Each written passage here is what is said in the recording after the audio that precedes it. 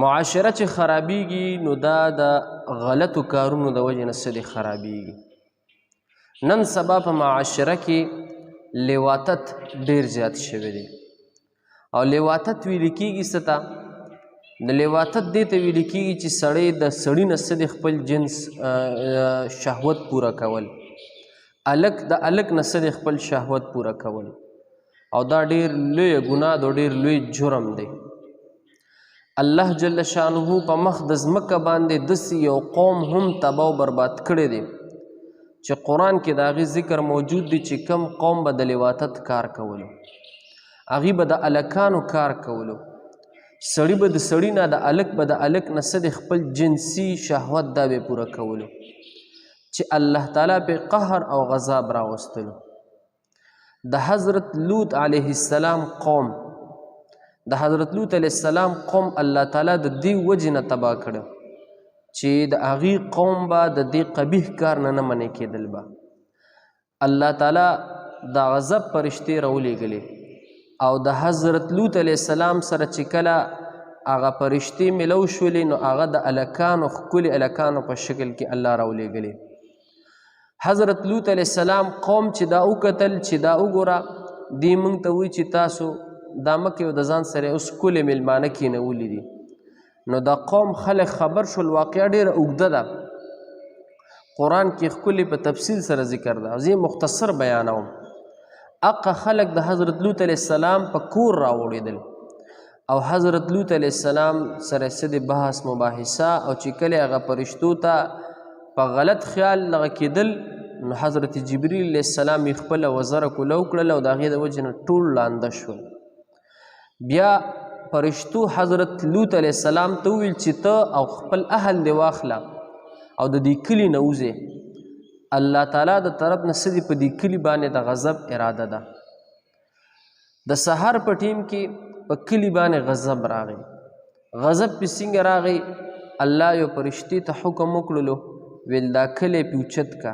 دا 5 کلي او مشهور کلی نوم پکې صدوم، دا پې اوچت کا او هغه فرشتې په خپل وزر سره د الله په قوت سره کلی اوچت کړلو، بر اسمان طرف ته یې پیوړلو او د هغه ځای نه څه دی الټه دا ځمکې پې داسې راالټه کړله او یو جړق سره څه دی الله تعالی په خپل قهر سره دا ټول څه دی تباه و برباد کړل. بیا پې د الله د طرف نه څه دی د قهر یو باران وشولو چې د کاڼو باران پې وشولو. نو دا څومره لویه سزا الله تعالی دې ته په دنیا کې ورکړله. نو د لواطت د وجې نه دی چې کم کس د هلکانو کار کوي یا هلک نن سبا دې زمانه کې زما خو دا زړه سم روټه کېږي، دې زمانه کې واړه واړه هلکان او بل هلک باندې مین وي. ډېر زیات واقعات داسې وشول چې قتلونه وشو، د ډېر زیات داسې واقعات وشو چې د هغې د وجې نه څه دی د انسانانو ضیاع وشوله، معاشره کې بدامني پیدا وشوله، معاشره خرابه شوله، معاشره بګاړه شوله. دا د څه د وجې نه؟ دا زمونږ خلک په اسلام عمل نه کوي، په شریعت عمل نه کوي. شریعت موږ ته څه وایي چې کله د زوی بالغ شي، عاقل شي، بالغ شي، ته ورله واده وکړه. موږ خلک څه کوو؟ موږ خلک دا کوو چې اورګه دې وګټي، اورګه دې پیسې وګټي، نو واده ورله نه کوي، نکاح ورله نه کوي. نو د نکاح د وجې نه څه دی د نکاح چې ورله نه کوي نو د هغې د وجې نه څه دی معاشره کې بدامني پیدا شي.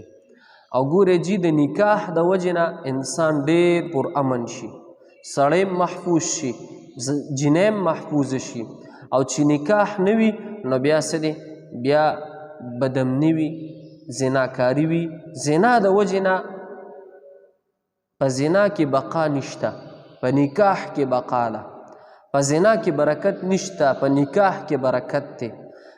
د زنا اخیری انجام چې دی د لواطت د هلکانو کار چې څوک کوي د دې اخیری انجام چې دی هغه مرګ دی. مرګ په خبره پوه شو که توبې ونه ویستله، د دې اخیری انجام چې دی مرګ دی. او په نکاح کې څه دی د نسل بقا ده، د حلال اولاد پیدا کېدل دي، د زنا د وجې نه د حرام اولاد پیدا کېدل دي، د زنا د وجې نه د خاندانونو جنګېدل دي، د زنا د وجې نه کم سړی چې زنا کوي یا کم سړی چې لواطت د هلکانو کار کوي الله دې متې امان وکړي. نو دې چې په کومه ځمکه باندې ګرځي دا ځمکه هم پې لعنت وي، فرشتې هم پې لعنت وي، چرین پرین دا مارغان دا حیوانات دا هر څه پې لعنت وي. نو زنا ډېر خراب شی دی. لہذا زما دا یو څو خبرې چې کله هلک عاقل بالغ شي مور پلار له پکار دي چې پیسې ته نه ګوري. رزق وعده الله کړې ده، څه ناڅه محنت به کوي الله به ورله رزق ورکوي. خو د معاشرې د پاکېدلو دپاره په معاشره کې د امن د راتلو دپاره پکار دا دي چې خپل بچي څه دی دله د نکاح انتظام زر تر زره کوي. وصلی الله تعالی